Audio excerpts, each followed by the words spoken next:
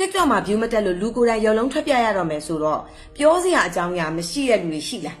ပြောစရာအကြောင်းအရာဘာပြောရမှန်းလည်းမသိဘူး content လည်းရှာမရဘူးဘလို့ပုံစံတွေပြောရမှန်းလည်းမသိဘူးအဲ့ဒီမှာအင်းမြတ်ကစပြီးတော့ဘလို့စဉ်းစားလဲဆိုတော့ခါကြတော့ငါသူတို့နေရာမှာဆိုလို့ရှိရင်ငါဘာလေးတွေသိကျင်လဲဆိုတာအရင်စပြီးစဉ်းစားတယ်အဲ့တော့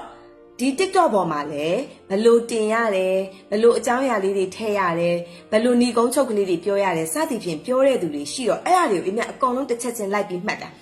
လိုက်ပြီးမှတ်ပြီးတော့ခါကြတော့မှအဲ့ဒီပြောတဲ့အတိုင်းကိုအမြတ်ကချက်ချင်းအသုံးချပြီးတော့ပြန်စပြီးတော့ TikTok ဆိုတာ test လုပ်တဲ့နေရာပေါ့နော်စမ်းသပ်တဲ့နေရာဆိုတော့အဲ့မှာစပြီးတော့စမ်းသပ်တယ်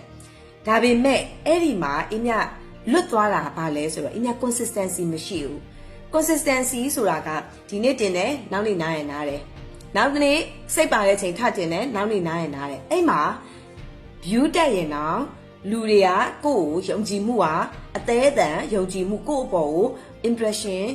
ဘယ်လိုလဲအထင်ကြီးလေးစားမှုမရသေးဘူးဒါတွေကိုအမြတ်ကရအောင်လို့အခု TikTok နဲ့ပတ်သက်ပြီးတော့အမြတ်ကဘယ်လိုအချက်တွေကိုဘယ်လိုပုံစံတွေသုံးလဲဆိုတာအရင်ဆုံးအမြတ်ပြောပြပေးမယ်နံပါတ်1 TikTok မှာတဲ့အင်မတို့ကစကားပြောရမယ်ဆိုတဲ့အခါကျရင် hook လေးထည့်ရတယ် hook ထည့်တယ်ဆိုတာက तू ကြည့်တဲ့သူ3စက္ကန့်အတွင်းကိုယ်ရက်ပြီးတော့နားထောင်အောင်စကားလေးထည့်ပြောရတယ်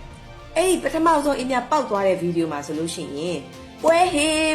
ပွဲလို့ပြောလိုက်တာအဲ့လိုပြောလိုက်တဲ့အချိန်မှာလူတွေကပွဲဆိုတော့အရင်နားထောင်ကျင်သွားတယ်လူတွေကဘာကိုကြိုက်တာလဲ story telling ကိုကြိုက်တာတခုခုအကြောင်းအရာဆိုရင်သူတို့စိတ်ဝင်စားတယ်အဖြစ်မှန်ဆိုရင်သူတို့စိတ်ဝင်စားတယ်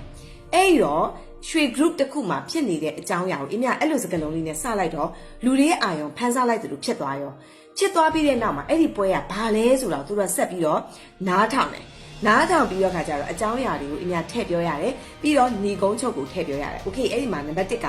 hook ဆိုတဲ့သူတို့ကြည်လာအောင်ကိုကပြောရတဲ့စကားလုံးမင်္ဂလာပါကျမကတော့နေပြည်တော်မှာရှိတယ်အမြဖြစ်ပါတယ်အောင်ရွှေတရဖူရွှေဆိုင်ကဖြစ်ပါတယ်ရှင်ကြည့်တယ်သူကအမှကြော်သွားပြီမကြည့်တော့ဘူးအဲ့တော့နံပါတ်1 hook ကအရန်ကိုအရေးကြီးပါတယ်နောက်နံပါတ်2အဲ့တော့နံပါတ်2ကိုအင်းမပြောခင်မှာအချိန်ကလည်းတိတ်မရှိတော့လို့အဲ့နံပါတ်1 hook ကိုဘယ်လိုလေးတွေထည့်သုံးလဲဆိုတော့မေးခွန်းထည့်သုံးလို့ရတယ်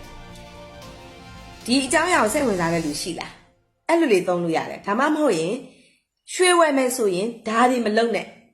negative ကိုပြောပြီးတော့အင်းတို့က hook ကိုသုံးလို့ရတယ်နောက်တစ်ခုကဆွတ်ဆွတ်လိုမျိုးပွဲဟေးပွဲဆိုပြီးတော့ပြောလိုက်လို့လည်းရတယ်မောနေတဲ့ပုံစံနဲ့လက်ပိုက်ပြီးတော့ခါကြတော့ရုပ်တရက်လက်ပိုက်လိုက်တဲ့ပုံစံမျိုးနဲ့လည်း hook ကိုလုပ်လို့ရတယ်အမျိုးမျိုးအများတို့လုပ်လို့ရတယ်ဒါဆိုလို့ရှိရင် hook ပြီးပြီဆိုရင်နံပါတ်2ပါလဲနောက်